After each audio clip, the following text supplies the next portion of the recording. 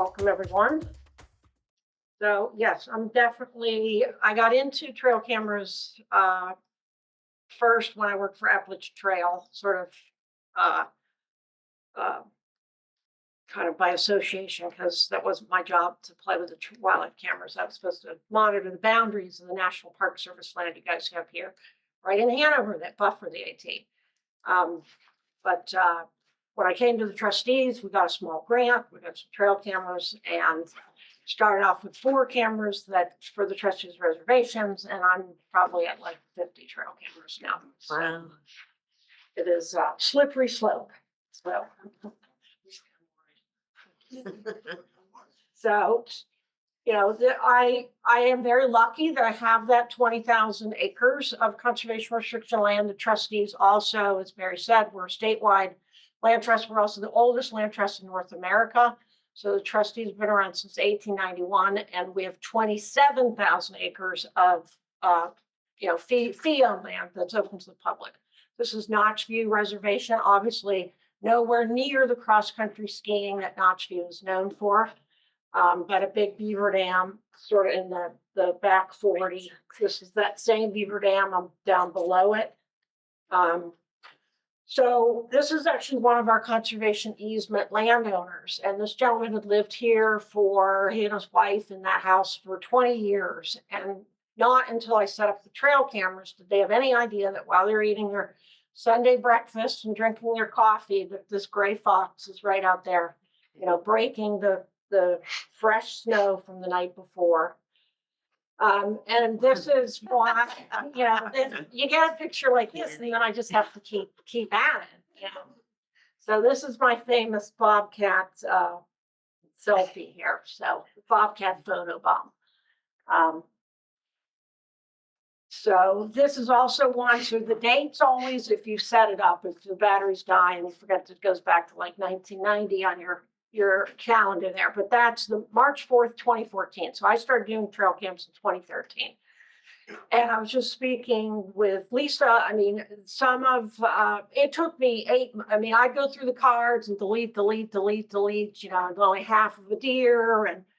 But then I got this, and I honestly, and when I looked at it, like on the little screen on the camera, I didn't even see this one. And what's happening is that this is during their mating season.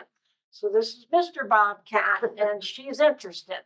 So and then he will have his way with her, and then he does not stick around. So just a little bit of who here has a trail camera? Show of hands. Okay, good number of you.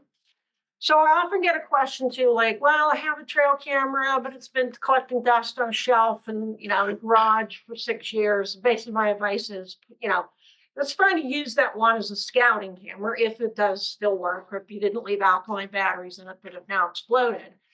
But the technology, just in the 11 years that I've been doing it, the technology has come so far, just like anything, when you first it doesn't seem like iPhones ever come down in price, but I'm old enough to remember like my brother having a $1,000 calculator for chemistry class. So, this particular camera, when I first started getting cameras, we got a grant from the Norcross Wildlife Foundation, I believe for $1,500, and I could only get four cameras.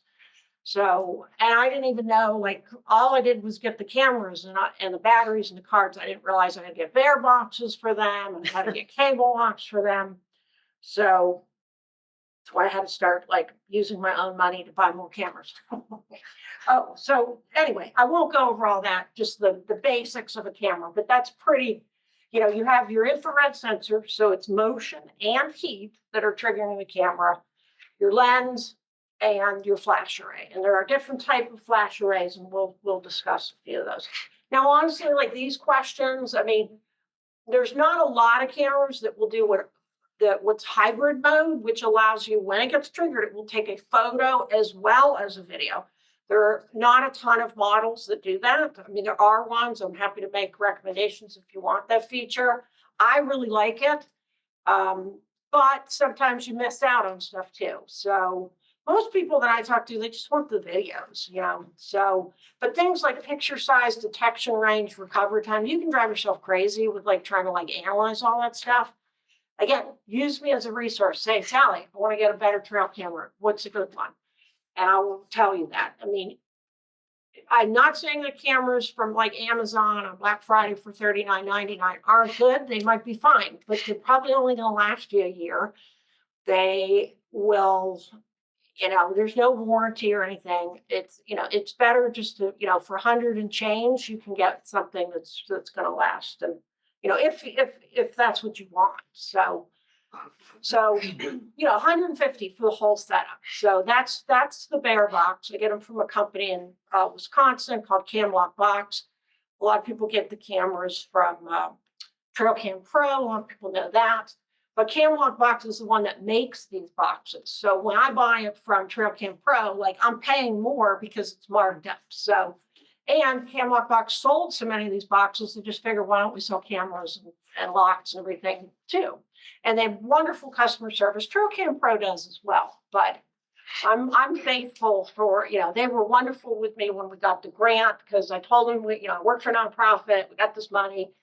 And so he sold me last year's model cameras and he gave them to me, you know, like 40% off. So that was nice. So I'm going to go through a lot of these things. Like I get questions like, does my SD card matter? Can I just use the one that's at the bottom of my desk drawer? No, don't do that. Do the batteries matter? Yeah, they do matter. So some of the brands I use, I mean, Browning is a very popular one. I really like the Spartan cameras. I used to do a lot of Bushnell and Reconyx. Reconyx actually is the only one made in the United States in Wisconsin. So I get the question, you know, well, say I just spent 120 on the camera. I don't really have money for the bear box. Do I really need that? And if you have black bears, yes, you need that. So this is not my camera. That's from Cuddy Back. It's a camera. But I mean, basically, I tell you, like, if you spent 100 or 120, whatever on a camera, would you take six $20 bills, slather them with bacon grease, and put them on your tree, and then expect them to be there when you got back? So this is just a sample of what happens when you put a trail camera. We'll jump there. This is actually filmed with a GoPro that a friend of mine had. I love the little guy in the back that just is here. But mother is teaching the cub like how to mess with the cameras. And the reason they do it is just they're so incredibly curious about anything that's new in their environment. So just another one from that same camera.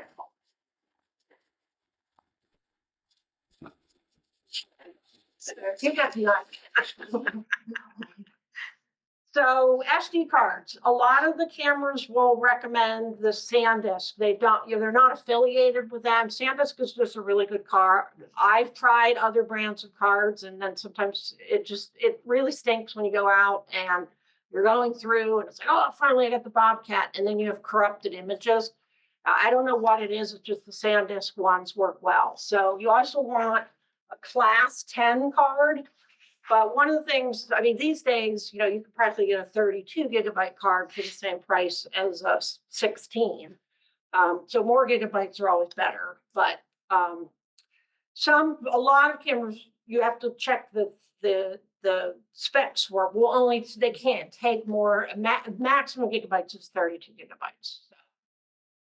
So always check that.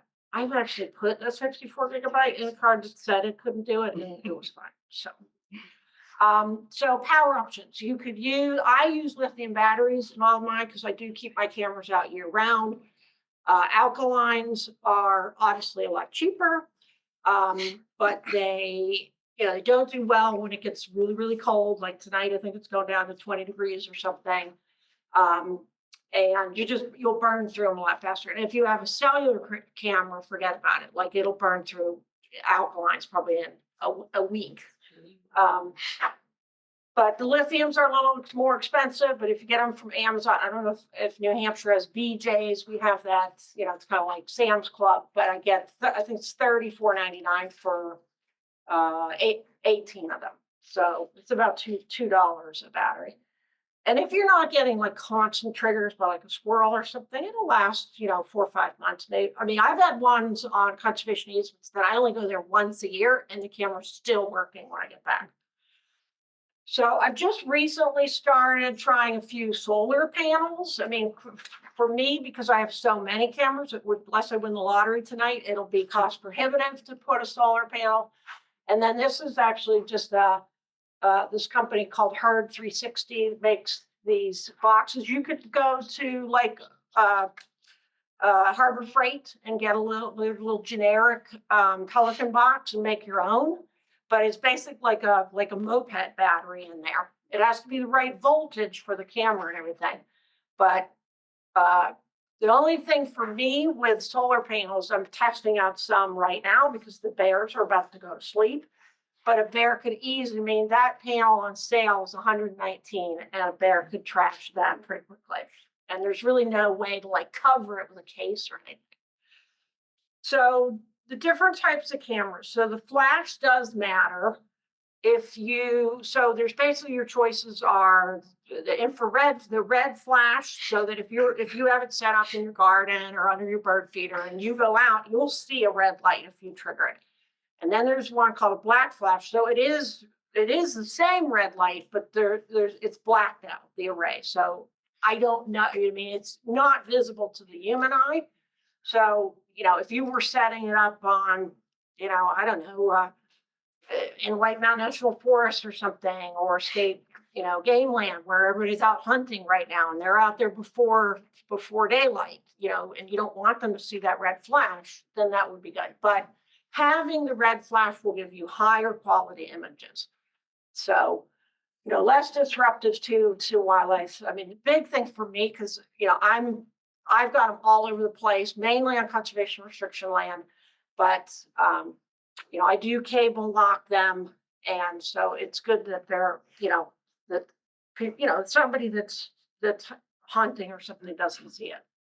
So this is an older model one. This is the stealth cam. You know, you can kind of tell. What's happening here? Thing is blacked out.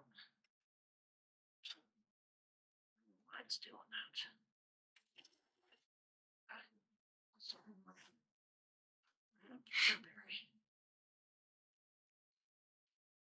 You know, if I'm the one you want for text monitor. Where did it go? Oh, it's on. In the upper left, there's resume slideshow. You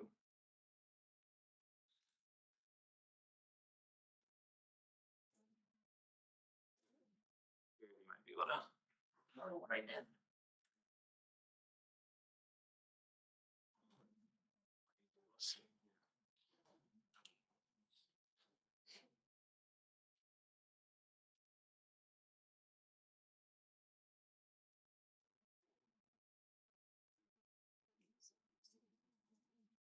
Hmm. There's that little red box. Hmm.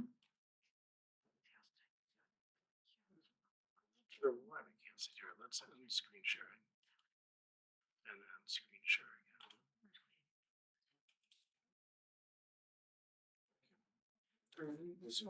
Can I move with this little bar? Let's see. I guess that's fine if I leave it small, because I don't You need can it put on that full there. screen. Okay. Sorry about that. So anyway, this is it just doesn't like to play on.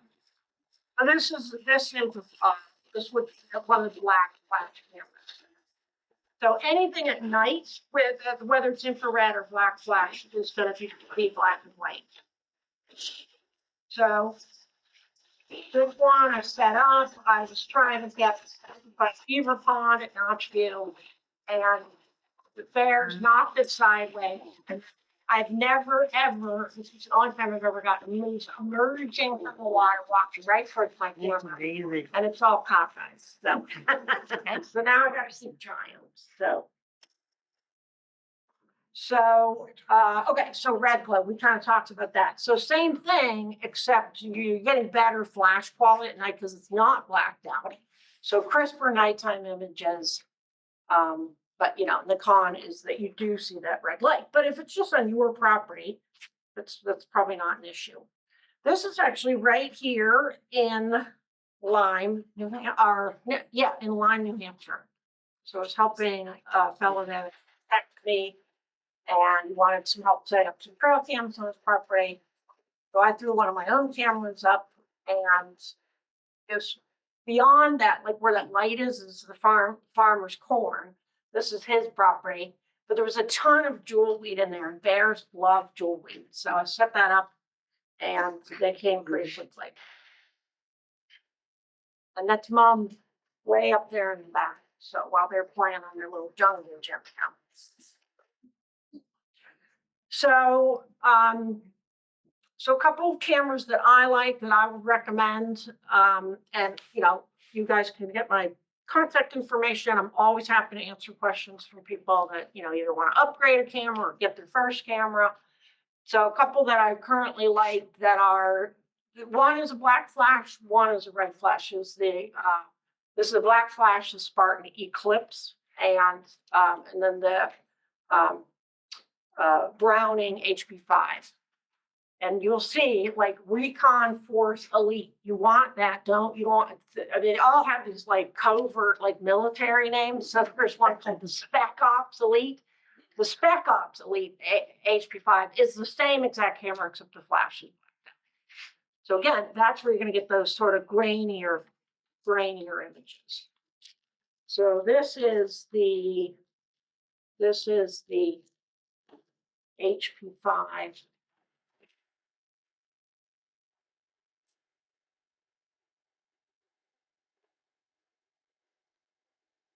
So I'm going to start talking about like kind of suggestions on good places to set up. So this has everything. It's at the edge of a wetland. It's got a log crossing, and beyond that is a big beaver pond.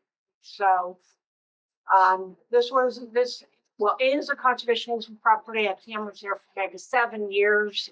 Unfortunately, the landowners moved a few years ago, and the new fellow that lives there, it's just very private, and he didn't want me to have the cameras there anymore. So it was like one of my best spots. So it's heartbreaking to have to take those cameras, put them in my pack, and you know, but it's his land. I have to respect his wishes. So, but lots of good traffic on that log. So, this is another conservation easement that took you up here to this beaver pond, but. You know, so right here in this picture, there's 3 cameras. So the one filming the bear that's just gone into a vernal pool, it's a little dip. There's one here pointing out to the vernal pool, and then that one on the tree where now it's gone because I think they knocked it down. But that was the that GoPro or homemade camera I was talking about. So this tree is still there. It's not even alive. It's a tiny little hemlock tree, but that is their. Like that's like them updating their social status on Facebook. So they all do send each other messages via that trace. Bite it, they rub on it, they send it. And sometimes if it's a really big male bear, the sound is so good on these cameras, I can actually hear that tree squeaking because he's like rubbing his back on it. But they love this vernal pool. And I've had cameras on this property too for about 10 years.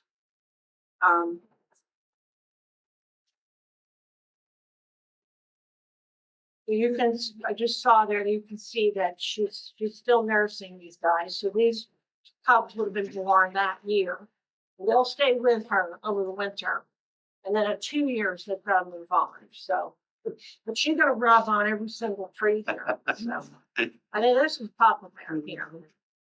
I had to move the camera back because it was so tall that it's not all in frame. So.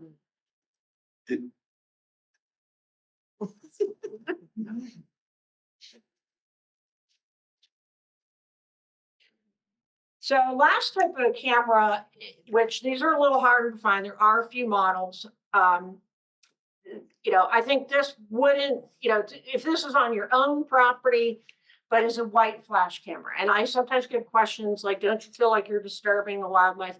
There are a lot of wildlife that just don't care. Like beavers have very poor eyesight. They're kind of like Mr. Magoo.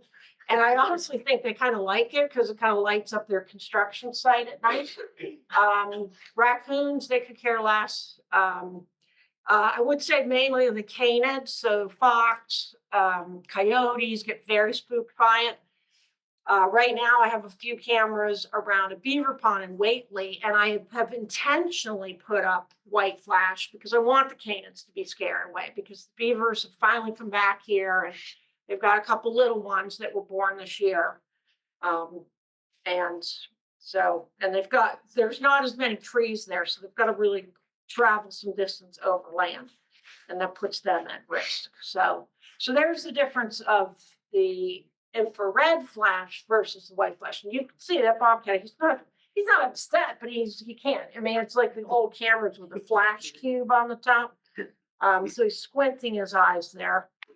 And then here is, I think this is one Barry was talking about, baby beavers. Oh.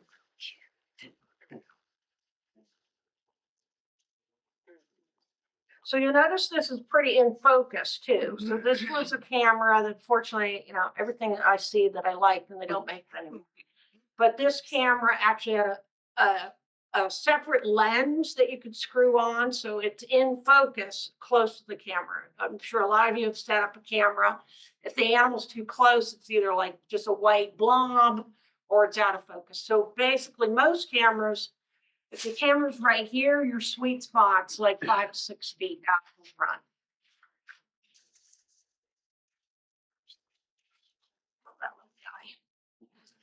So, like I said, a lot of the white, and there weren't a lot, but the white flash models have kind of come and gone. So Spartan makes one called the Lumen. So the Clips, black flash, Lumen, white flash.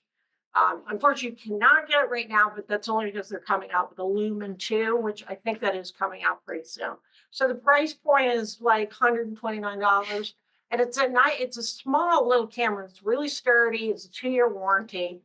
I really like it, and it's sort of a wide field of view. So this is the Spartan Lumen. So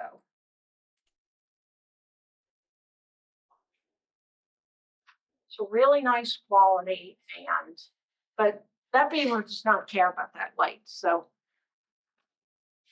he's eating an apple. This beaver pond is actually on on an orchard property. So they will go into the orchard, get the apples. It wasn't that the orchard owners gave them the apples, and now they just love apples. So they've come back. They went away for the summer. And the owners had to put electric fence around the entire orchard. She left the fence open the other night, and in one night they took down 2 Macintosh trees that were like 30 years old. They're persona non grata. And then this is the Spartan Lumen again, but this is just during the daytime. How does that one play? But PowerPoint not responding. Come on, you can do it. Oh boy. So the whole family, mom and a couple of kids. And that was the one on my bucket list too. It was really hard to get otters because they move so zippy. And then we were talking about just ask another trail camera on Facebook. You get a lot of great otters. And that's what I did. I said, how do you, and they said, oh, you got to find their latrine, where you see, the fish scales all over the edge of the pond, because they'll come back and poop there again and again and again. So as soon as I set it up on an otter latrine, easy peasy. So, where to set up a camera? That's a common question I get. So, obviously we all need, everybody needs water, whether you're a person or a bear. So, water, source of food, track and signage definitely help. And then what is your target species? You want to get otters, you're going to I have gotten an otter occasion in a vernal pool in the middle of the woods, but you know, I would go to the edge of a river or a stream or, you know, where the things are that the otter wants to eat. Has anybody ever done a tracking thing or anything with Sue Morse? Yep. So, you know, she has this saying when you take on the walk of half the tracking is knowing where to look, the other half is looking. And that really does apply to trail cameras too. So, you know, most people that are doing cameras and just they gave up because they weren't, you know, just not, not a good place. I mean, like if I went out and I saw otter, otter scat at the edge of the pond, yeah, that's a good place. But if I just randomly saw where a deer happened to leave some scat in my lawn, a deer might come back and walk there again, but it might never come back there again. So, I mean, if it's scat underneath an apple tree, yeah, then it'll come back. So, you know, certainly seeing tracks in the snow, but I very rarely like set up somewhere because I saw tracks. I mean, tracks give me information to know such and such wildlife is in this environment. So that's good. So, you know, then other things like that's, you know, if you look carefully at this red pine, I saw bear hair. And we all know who did that art in the landscape. And this conservation restriction has an upland cranberry bog. So that was scat filled with cranberries. So I set up at the cranberry bog thinking, oh, this will be great. I didn't get anything except deer. So I guess the bear just that one day thought had a hankering for cranberries. So this photo I show people too, like that was a setup. I thought it was gonna be great. I came back. Those are squirrel tracks. They're tracks. So I had usually if you have it set up for 2-3 weeks, a month, and you come back and you have 1,000 videos, that's too many. So something went crazy. Does anybody know what did that? Is that an antler rub? No, but it's something with antlers. Moose, yeah. So those with their bottom teeth here will scrape up. Oh, yeah. And that also was about 6 feet high on a tree. So I'd like to show folks this. So our ecologist from the trustees, I got her all addicted to trail cams too. And so she saw this little stream. She thought, this is gonna be great. I'm gonna get this, I'm gonna get that. And I think her target species, she wanted to get an otter. She didn't get an otter, but she got everything else. She got a little bit, everybody, she called this the magic rock. Everyone wanted to stand on that rock. So she got a baby bear, she got owls.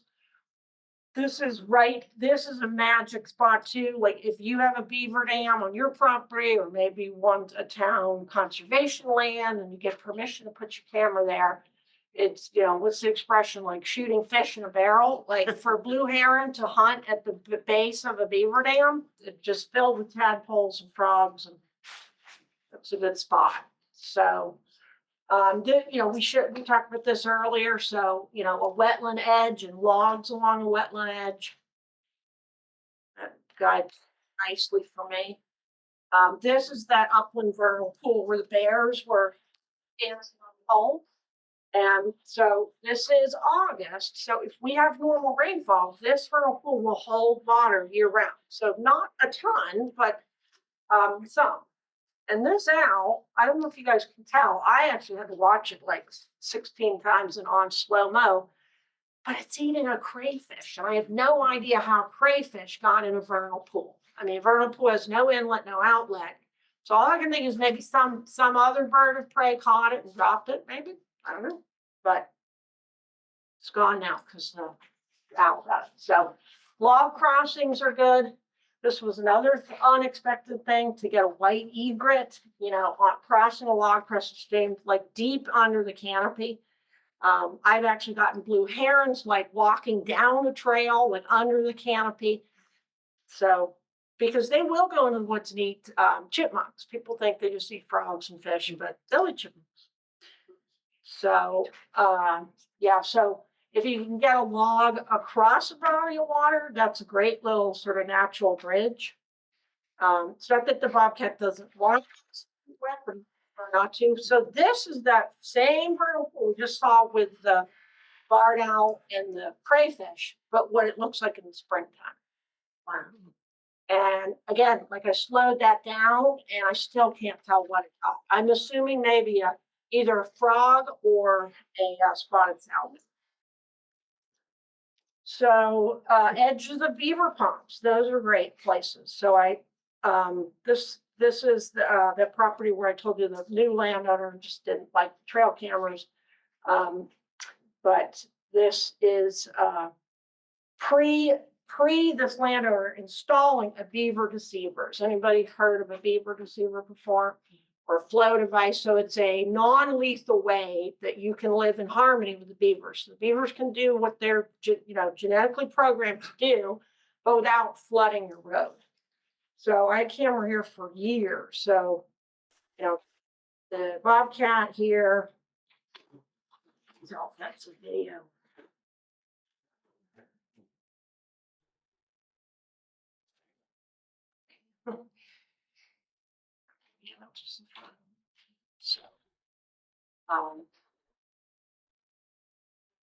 So, beaver, if there's a beaver, this is a beaver dam. If you can, if there's a tree there, and get a camera on.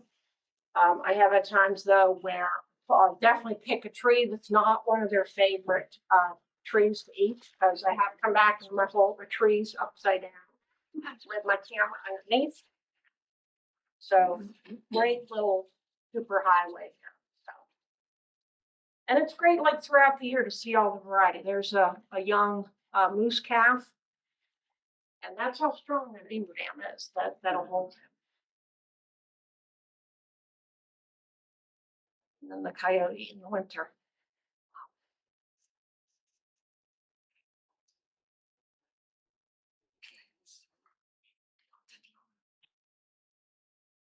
So stone walls. I never would have thought of stone wall as a super highway for wildlife. But when I first started in trail cams, I had a mentor from Concord, Mass, and she had done some trail cam work in a box culvert underneath Route 2, and I did a trail cam study there.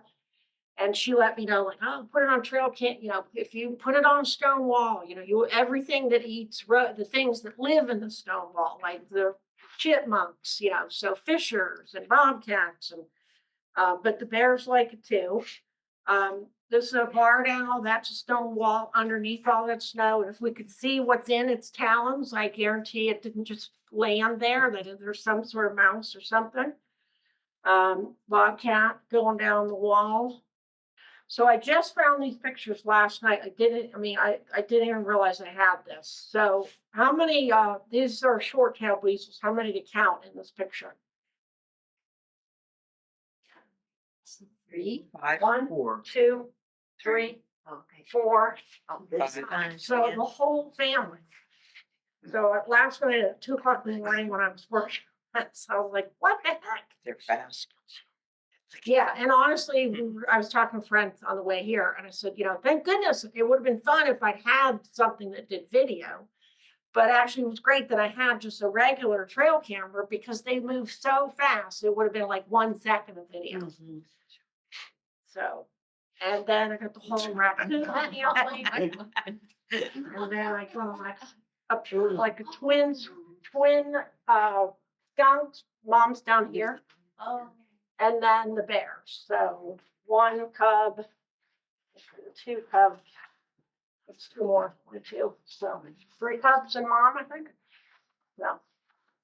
So they all like the stone wall. So remember we saw the road flooded with the bobcats. So this is after the beaver deceiver, but it always was an old logging road. So we got the moose and the coyote, and the bobcat, and the bear. So that vernal pool is a very large vernal pool, and I do cameras there year round. That's the same vernal pool where the one was rolling upside down saying, come take me.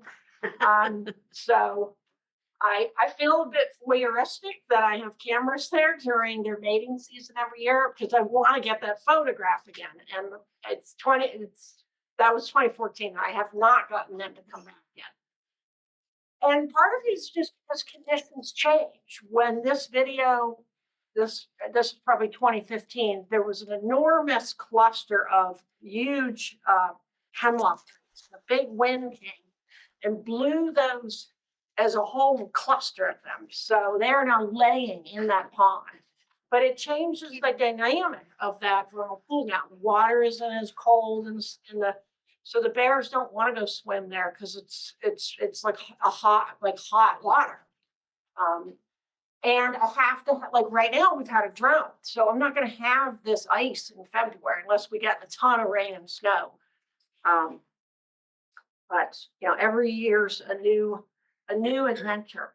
So, one of the lessons I've learned doing trail cams is just, I think the two things is just the seeing sort of their secret lives and how important scent is and how they communicate, and just seeing the interaction between mothers and their young.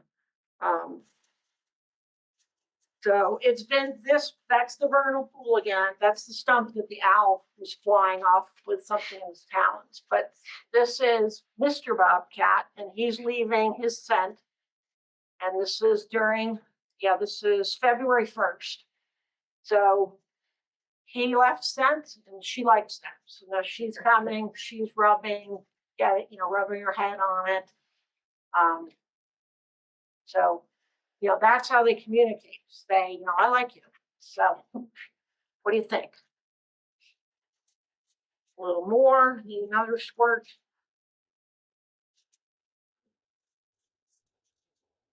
And the coyote likes it too. So sometimes I have one friend I do trail cams with, sometimes out in Western Mass, and she brings her dog. And if her dog happens to pee in front of the camera, it never fails, like within 24 hours, usually a coyote will come and pee over where the domestic dog peed. So the scent, that's that favorite tree again. You see, it's only about this big around, but they love that tree. So, so forever and ever and ever, I just never got red fox. Wanted to get red fox. And then during COVID, I got a call or a message on Instagram from some folks that follow my page, and they had bought a house in Hancock, Massachusetts. So I'm sure where that was. I knew generally it was way out there in the Berkshires. But he said, we bought the house in November and we're looking out the window and we're seeing a whole family of what we think are red fox, right in our backyard. And I was like, give me your address. I'll be there. I'll be there in 2 hours. So set up a bunch of cameras. And these fox were already really accustomed to seeing, they've been having, there's a whole den network. Like this is actually an old chicken coop, but it's a pretty long building. It's probably at least the length of this building, this room that we're in right now. So there was four kits total. And it was just a wonderful opportunity to get to, what do you think that is right there? Egg. It's a chicken feather. Just a neighbor across the street had chickens. So, but posing for a selfie there. And yeah, so there you can see the whole length of that old chicken coop. And I have a camera bungee to a concrete block. And, but they're curious. They're going to mess with my camera. But they were so used to right down here is people's house right there. So they'd come out and cut the grass on the riding mower and everything, and they'd all scurry under it. As soon as he finished cutting the grass, they'd come right back out. So this was my second opportunity, and this was earlier this spring. This is at Melissa and Doug's house. So a mutual friend of mine, Barry's, she and her husband have a house in Leeds, which is near Northampton, and has this old tool shed in the back. And this entire fox family is living underneath the shed. So it was great fun. I must have 5,000 videos of these fox. Our friend was not too happy about it because her dog Rosie, couldn't use the backyard because it was being used by the fox family. This little guy, he did make it. He's a little runt. But, you know, it looks a little rough there, but, they all did, you know, I don't know where they are now, but, you know, eventually mom moved them on when they were ready to go and hunt with her, so. This was a great discovery during COVID when I really needed something like happy. And this is honestly where I started getting a ton of followers to my page because so many people just needed like some sort of respite in the natural world. And then you know, we were all working from home now and I would get these messages. Like I got one from an ER nurse in New York City and she said, I guess I work an 18-hour shift. I come home and I just want to like relax in nature and watch the videos on your page. So we were out monitoring conservation easement. I think this is right before COVID hit. So this is February 2020.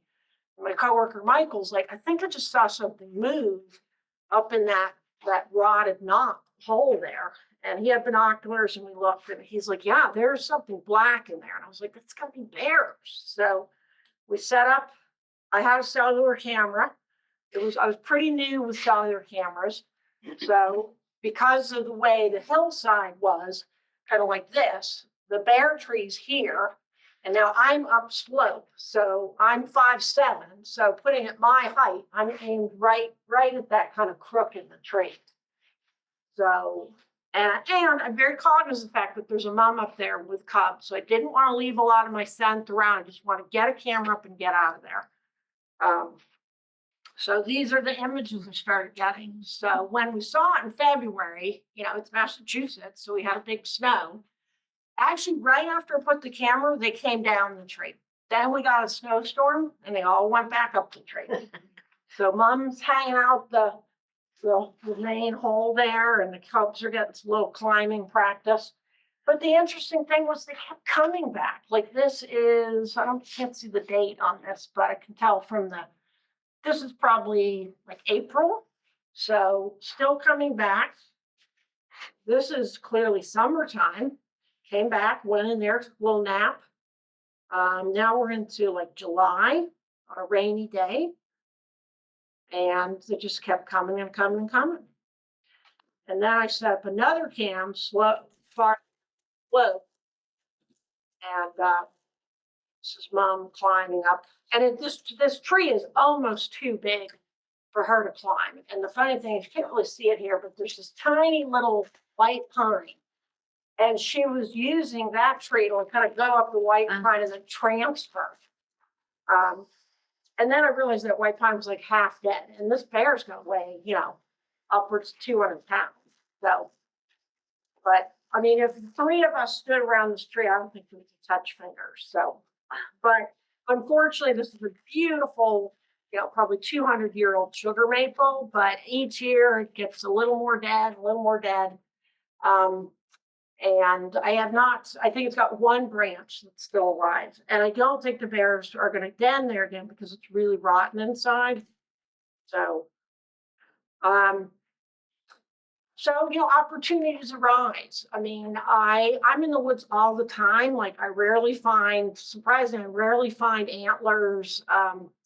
But I went to go check some cameras. I think this was like December 26th. There was a huge snowstorm predicted for the Berkshires. I'm like, I'm gonna go out, check my cameras, because I might not be able to get in there again for another couple of months. And I'm checking camera and I turn around and there's a moose skull. And that moose, that young moose we saw previously crossing the beaver dam, there was 2 of those, and then there was only 1. So I don't think it was foul play or anything. You know, moose are susceptible to a lot of viruses and stuff. And it wasn't all torn apart. It just looked like it laid down. And so I set up a camera and I said, you know, let's see what we got here. So obviously got a lot of ravens, coyote.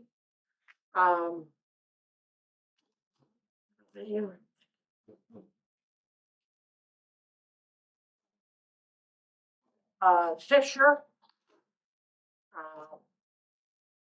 And then this is that stealth cam.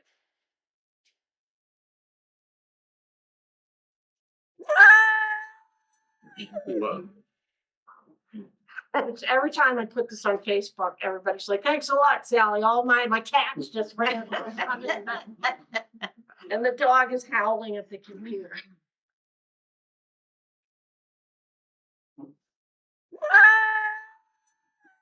It's so funny, it's great. 4 AM. So,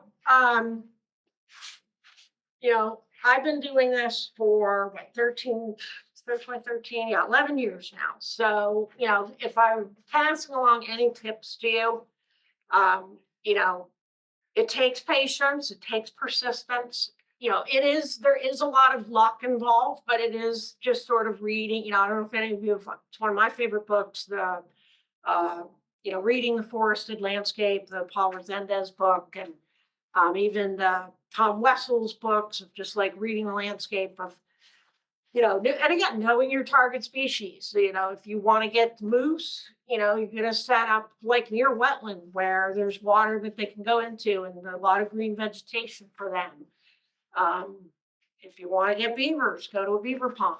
You know, for me, the common denominator of all of my setups is water, water, water. So, and, you know, and honestly, like just choosing a pleasing background, you know, it makes a difference in your photos. I do an annual calendar now. The proceeds from that, goes right back into, it's mainly buying batteries because I go through a lot of batteries. So selling calendars, you know, I keep them pretty reasonably priced. But you know, that really helps because like I said, originally we got the grant for the cameras. But you know, working for nonprofit, I was paying for the batteries, I was paying for the SD cards. So, but it's a fun hobby and it gets you outside. And you just, you know, it's a great way, as Barry said, to like just learn more about like who you're sharing the woods with. And I mean, it's, you know, I deal with a lot, you know, obviously conservation landowners, but not all of the landowners that I deal with are the folks that put the easement on the property. And the trail cams are such a tangible way to kind of connect them with their land. And I see that too with like the heirs. So maybe the grandfather put the conservation restriction. Now I'm dealing with the great grandchildren, the grandchildren, and they see this, you know, a beautiful picture of a bobcat down the stone wall. It's like a light bulb goes on, like, oh, that's when my grandfather wanted to protect this. You know, this is why land conservation matters. Because a lot, you know, obviously you folks, you know the Hanover Conservancy, you know, Upper Valley Land Trust, you know, you care about conservation. But we, you know, I deal with a lot of landowners that's like a venture capitalist, and now he lives in a, you know, thought it'd be a good idea to move to the Berkshires. And, you know, they don't call it a wetland, they call it a swamp. You know, but then they look out one morning, they see a blue heron out there or something. I mean, I won't say his name, but we had a conservation, you know, what we call a successor CR landowner. He worked at MIT and he was building a house in Martha's Vineyard and he needed permission under the conservation easement. And at one point, my coworker said, oh, and no bird feeders, because he was building a glass house. And he looked at us with the most quizzical expressions of bird feeders. People feed birds. And this is like an MIT like design lab guy. We're like, yeah, people like to watch birds. But it was like the most foreign concept in the world for him that people would fill a bird feeder and enjoy looking out the window and watching what birds come. So, you know, he was a convert too. You know, then I set up an otter camera there and he got really into it, you know. So if you're trying to decide what camera, the one nice thing I like about the Trail Cam Pro is every single year. So two things. Every single year they'll do a review and they'll kind of rate it for different things like the picture quality, the video quality. They'll give you the pros, the cons. And so that's a good place to start if you're thinking about that. You can also, you know, ask somebody that you know does trail cameras.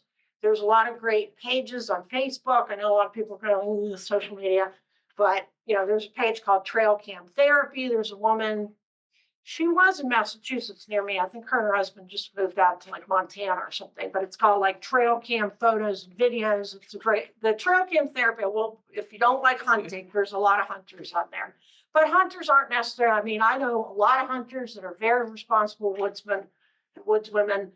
And, So it's not that all hunters are bad people. We need hunters. If we didn't have hunters, we wouldn't have natural heritage and rare plants because the deer would eat them all. So anyway, that's a good source of information. If you can get firsthand information, like today, just for preparing the slideshow, I wanted to see if I could find any. I was interested in that Spartan Eclipse because I don't know. I actually just bought myself one. I felt I deserved it. I bought it for Black Friday. But I found a video on Spartan's website, a little YouTube video, and I was like, oh my God, like, is this one of my videos? Because it was like exactly like one of my setups, like at the edge of the water, pointed over a log. And it was very good quality. I mean, it had, must have been out west somewhere because it had or up north, I think, because it had a lynx, it had a great horned owl, but really, really good quality imagery. So Amazon often is going to have the best price. If you want to get it from Camwalk Box, let me know because I have I think the promo code is just CRWildlife. You get free shipping with that code. But these are all good options and very knowledgeable staff. Feel free to ask them questions too. And the nice thing, if you are, and I don't say this judgmentally. I know a lot of people love them dearly, but they're the people that buy the shoes and return the shoes, buy the pants and return the pants. So if you know that about yourself, that you're one of those people that returns a lot of stuff, that are picky, order from Trail Cam Pro. You will pay a little more, but you'll be able to, I think for 90 days, you can try out the camera. If you don't like it, you can send it back. It just can't be broken or, covered in pine sap or something. But if you don't like it, you send it back. They'll either give you credit towards another camera or they'll just give you your money back. So, that's a good offer there. So, am I going to 8 o'clock? I mean, I wanted to leave time for questions. So, Take some questions. and I do have, if people have no questions, I'm sure I have more videos on it. We have a question on Zoom. What is the best way to set up a camera to limit the number of false triggers, such as wind moving leaves? Okay, so when you're setting it up, you always want to carry a little pair of clippers with you. So, if you're setting it up, like say I get target species, if I want to get otters, I'm going to set the camera up maybe, about knee height, maybe even a little lower. And then I'm going to have grasses and things. So you got to kind of trim those grasses away in that field of view, because if grass is flying by, it's going to trigger it. At this time of year, all of a sudden the wind will kick up and you've got oak leaves flying over the place. That'll trigger it. But generally speaking, like at this time of year when I'm setting it up, I'm thinking, well, that little branch we could get a foot of snow, and then that branch is going to be bent. That pine branch is going to be bent down in front of my camera.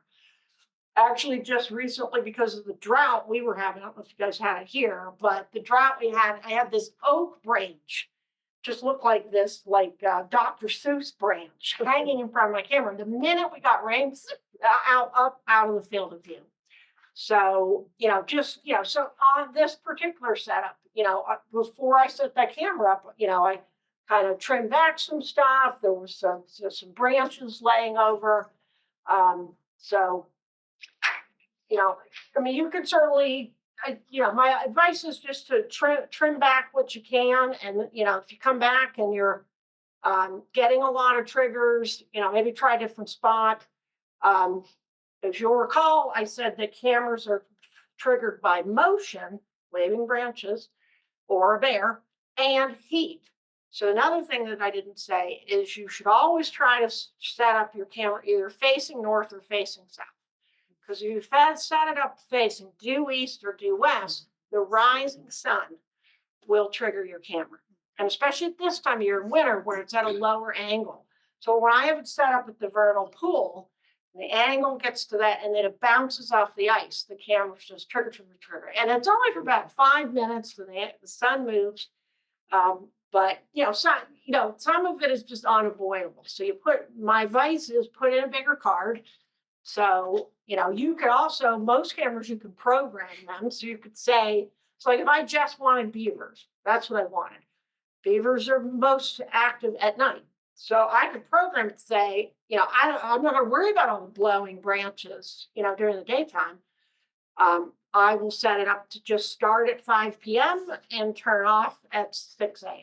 So, I've even gotten where it's trigger, trigger, trigger, and all I'm seeing is the shadow of a tree going past my camera. Because now it's cooler in front of the camera, so. Any other questions? Where's the best place to get, there's an awful lot of information here. And is there one place on the internet or somewhere where you can get a lot of the questions answered? Or you Well, were showing that one place where you go to retailers? Yeah, I mean, the Trail Cam Pro is, they've got great staff. You can call them up. They've got 800 number. You can ask them a lot of questions. You know, most times, I mean, I'll get people, especially this time of year, like, I want to get my wife or my grandpa a trail cam for Christmas. What do you recommend? So, you know, I won't recommend a camera that I haven't tried just because I haven't tried it. But if somebody says, what's a good starter camera? Any of those ones that I told you about, the Browning or the Spartan, you know, $125, $130, it's gonna be good. So, There's a couple of good books too. I mean, maybe. yeah, So Janet's, Janet Pescatara's got one, which it's a lovely book. But it's inspiring my friend and I to write our own book because I feel the title is deceiving. It's called like Trail Camera Basics, and there are only 4 pages actually dedicated to like how it's to more set about the species. and it's not more tracking. about the species, but that's important But too. it's good. But I feel I feel a lot of people buy that book like this is gonna be great, and then they learn a lot about species and where's the habitat if you want to get a moose or you want to get a gray fox, but it didn't give you a lot of tips and tricks of how to set up. I mean, it covers the basics. Someone on Zoom is asking about Blink motion detectable wireless cameras. They don't have a trail cam, but they have one of those. Do you know anything about using those for this purpose? Yeah, I don't. I actually just on Black Friday bought myself a Blink Mini 2, and I bought a rubberized case for it because I got a leucistic junco on my bird feeder the other day. And of course, now the trail cam arrived and the Blink camera, and I haven't seen the junco since. So, but yes, you could use, a lot of people will just use the security cameras for their house. You know, those same thing, trigger with motion. But I would say if you really just if you want to get good, I mean, that'll work. But, I mean, a lot of people think that that's a wired camera too. So if you've got like, I don't know, skunks coming every night to your compost bin and you can run a wire out the window of your garage with a Blink camera, sure. That'd be great. Or if you want to just see like what wildlife is like eating up all the bird food that the birds spill, you know, that's another way. So, I mean, I feed the birds at my apartment, and last night when I pulled in, I saw a gray fox, you know, and the headlights had to shut off, like coming across the field, and it went to the behind the house bird feeder it is. So this gray fox, they'll eat anything. So, but yeah, I mean, my recommendation would be to get a trail camera, but you know, because it will be triggered by motion, but I don't know enough about Blink cameras. I don't know if they're triggered by heat too. I assume they are. It's the same like infrared detection circuit, but yeah. The ones that we have are battery. They're not wired. Yeah. All my but they're cameras Wi-Fi. run on. Yeah, Oh, they're Wi-Fi, Wi-Fi, okay. which is nice. Yeah. But you know, there's a range. Yep. We used our camera we have a really bomber 8-foot fence around our vegetable garden. Okay. Something was eating and the trail cam not only saw the woodchuck, but more importantly, how it was getting out. Right. We could not find it. Batteries that are rechargeable? Yes, so that's a great question. So you know, when I started doing trail cameras, you know, I started off just using alkalines. Then I tried the lithiums. Those last a lot longer. Then I tried the nickel metal hydrides. So, But now on Amazon, they do sell a lithium rechargeable battery. So I've been running as a test a couple of cellular cameras, which is a lot more of a draw because it's not just taking the picture, it's transmitting it to your phone too. So it takes a little more juice, but they're working fine with the lithium rechargeables. So, and they're about the same price as just the batteries, lithiums you use once and toss them. They're almost at the exact same price. And I think the ones you get on Amazon, they'll even, for $32, you get 12 batteries and the charger. So The cellular ones, are they more expensive because actually, no, they have that technology? they used to be, I mean, they're more expensive. The camera itself, they're usually, they've gotten now where they're about the same price. The addition with a cellular camera is you've got to purchase the data. Now, some cameras, you can just go to the Verizon store, the AT&T store, and add them to your plan. But just like if you're adding an iPad to your plan, then you're paying $10 per month per device. So I just buy, like I use Spartan cellular cameras. So I just buy the data from Spartan. Same thing, if you want a Browning cell cam, same thing, you can buy the data. And because a lot of hunters will use trail cameras, so they'll just buy the data for maybe the 3 months before hunting season. Now they'll still have the camera out there, but they don't want to pay for the data. You know, they want it to be taking pictures, but it's not as important to them, you know. So it has the chip Yeah, and, so and everything the cellular. on a cellular camera is stored to the SD card, but in addition, it will send it to your phone through. You know, they'll have an app, and I really like the Spartan app. It's very user friendly. I tried the Browning one, not user friendly, but maybe they've improved that. Yeah. Anything else? So the two cameras that we have, one at the edge of the woods and one under the apple trees. Yeah. And we've had them for like 10 years. Yeah. What brand are they? Do you know? I think they were $49 from Walmart. Okay. I don't remember the brand name, but they've held on pretty Yeah. good. How are you? Do you like the image qualities? It's okay. I mean, It's fuzzy. I mean, it's better in the day than Yeah, obviously yeah, the evening. the day ones are very clear. Yeah. You know, the Yeah, and I'm still running cameras that I got with that first grant, and same thing. The daytime Yeah. one's fantastic, but night it'll tell me what's out there, but it's not anything to write home about. one challenge we've had is I take like 15-second videos. Yeah. And it has a delay. So let's say the deer's walking across and it trips the camera, but they're already halfway through The field of view. the view, or sometimes going off of the view, Right. you So know. now you have 15-second view of not much. Right. Right. And I couldn't find a way to adjust if it has a delay.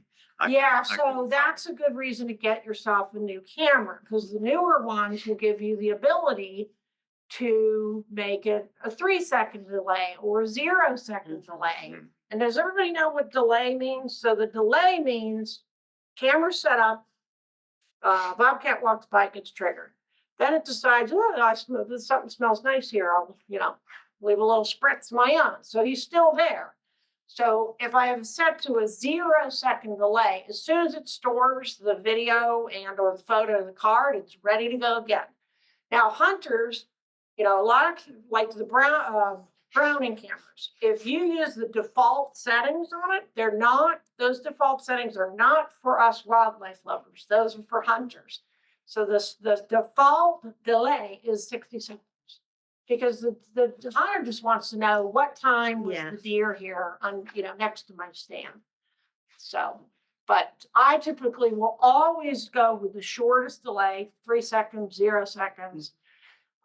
Video length, I'll go 15 to 20 seconds. Rarely will I go over that unless, I have a camera set up there for a long time. It's like, oh, it just cut off and it's just getting good. So then I'll change to 30 seconds. But I like to share the stuff on Facebook and Instagram and, and then the Browning, and I'm sure other ones have it, they have a setting called Smart IR Video. And what that means is if the bear is in front of the camera and I have it set to 20 seconds and the bear just starts rubbing on the tree and hanging out and sniffing the tree. As long as that bear is still there, it'll keep filming. So it won't do 50, 50, 50. If he hang, but the other thing is like deer will hang out, wild turkeys will hang out for 10 minutes. And now, it's like delete, delete, delete, Batteries, delete, yeah. delete. So. Anything else?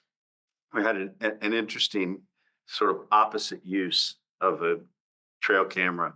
There's a park that I helped manage where we had to put up a protective fence. Okay. We wanted to keep dogs and people and other wildlife from an area of plantings. Okay. So they could, get a head start.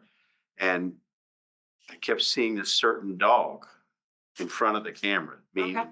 he got around the fence somewhere. Oh, okay. And it was the same dog over and over again, it's the same color hair, everything, until one image, the dog turns sideways and his dog tags are shown very visibly With the phone number? in the camera with the dog's name and phone number. It was like, And was he missing or just? no, he was going on the side of the fence where he shouldn't be. Shouldn't. The landowner was, Yeah. or the dog owner, he was unleashed. Yeah. Yes. I have sort of a similar situation of that where I have a cellular camera on the trustees property in Dover. And in the middle of the night, there's this sweet old man and he's obviously lost. And he's reading the sign saying, conservation restriction land. And all of a sudden he starts climbing the fence. And I'm like, I'm watching this in real time, like, please don't fall. So I contacted the farm manager and the landowner, and I said, can you guys call the Dover police? I think this guy is lost. And so with the intel from my 2 trail cameras and then their blink cameras up by the horse stalls, they were able to, the Dover police was able to find him in about 10 minutes. Wow. But otherwise, so I could assure them, I said, he did not come by my other camera. So he's up by the barn. Somewhere between here and He's there. not yeah. back on the trails. But poor guy had been wandering around and all he had was his phone for a light. And so, and you could tell he was exhausted and dehydrated. So that was a good thing. Wow. The trail Right. cam helped, get him. I mean, you could see the light and he was so close to the road, but he just, how it is, you go around in circles. But sometimes, I actually had a question, I didn't know till later, but it was my best friend from North Carolina who called in and asked the question. But I was like, that's a great question. And the question was, have you ever gotten on your cameras an animal in distress? And I have, and it's hard to watch. I've also gotten bears sometimes with the GPS, like the radio collars that Mass Wildlife puts Right. on them. I've actually been able, like your story, sometimes been able to actually send it to Mass Wildlife to their bear biologist, and you can read the tag, The tag, blue oh. tag number in the ear, in the cub's ear. Amazing. I've gotten coyotes sometimes with horrible mange, in the middle of the winter where the temperature on the camera is like 20 degrees. So I've gotten trappers like beavers that I have been trail camming them for 6 months. And then the next thing I had was a trapper with the trap with the live beaver in it. And then he goes off screen and then he comes back and there's a limp beaver. And what he did was he drowned the beaver. Mhm. And see, I'm from Pennsylvania. So when I would hear people say, oh, I'm going to call a trapper, I thought that meant like trap and relocate because you can do that in Right. Pennsylvania. But I didn't know that in Massachusetts you couldn't. So that those magazines in the back, I was asked during COVID by the editor of Mass Wildlife. He said, you have a very unique perspective of how you use trail cameras. I'd love it if I can't pay you anything. I give you a 1-year subscription to Mass Wildlife, which cost $6. I was like, done, I'll do it. So, but the story I told was about how the trail camera saved the beavers because for years I would monitor this property. And again, I'm from Pennsylvania, so we kept talking about a trapper and I just thought they were trapping and moving them. And for the 3rd year in a row, he said, like every 3 years, he'd say, oh, beavers were flooding, we're gonna call a trapper. So now when the year 3 came, I had trail cameras there now and they just absolutely fell in love with seeing what was there. And we had a couple of droughts too. And all the wildlife was there because of the beavers. So the moose came and the bears came and the bobcats came. And so then again, her husband's like, oh, we're going to get the trapper. And his wife's like, oh, no, you don't. Like, we're going to talk to Sally. We're going to figure out how to do this. So I told him to call this company called Beaver Solutions and put the beaver deceiver in, and everybody lived in harmony. So that felt really good from doing what I do for a living, that my passion and my day job actually like gelled. And, now that to know that when that before I started with trustees, that this was happening every 3 to 4 years. Trap and drown, trap and drown, trap and drown. And now, since 2016, they're still there. Some years because if they've eaten all the food at the edge, they'll go downstream and then they'll let that. They're actually very good sustainable foresters. They'll let all that grow back and then they come back. So we could learn a lot from beavers. We caught the image of a 3-legged coyote. I've gotten that before too. He's They actually do just. He's hopping around like no problem. Oh yeah. I mean, I saw a 3-legged kitten one time at the animal shelter I volunteered at, and I didn't even realize it was zipping around so fast. I didn't do zoomies around the room. I didn't realize for 5 minutes that it only had 3 legs. So yeah, I just got a 3-legged coyote the other day, and it was doing okay. Didn't look underweight or anything. A good, healthy coat. So, well, I really appreciate you guys all coming. This is great. And, Very